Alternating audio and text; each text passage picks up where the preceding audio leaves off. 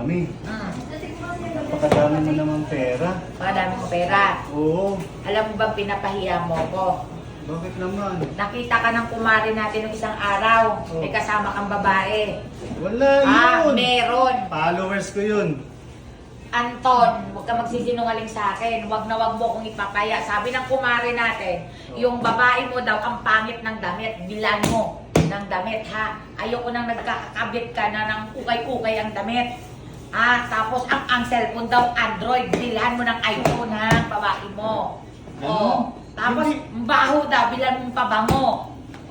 Tapos umuwi ka sa bahay, lagi ka nakasimangot kasi mag-aaway kayo ng kabit mo. Hindi ko Bigyan mo babae ng yun. pera. Hindi ko babae yun. Babae mo yun. Hindi, Oh. maniwala ka sa akin. Oh, Hindi sino ko yun? babae yun. Oh. Yung kapitbahay natin, yung babae ko. Ito, sa kapitbahay ko din yata yun. Kapitbahay din natin. Ayun. Kaya kulang pa to. Marami kong babae.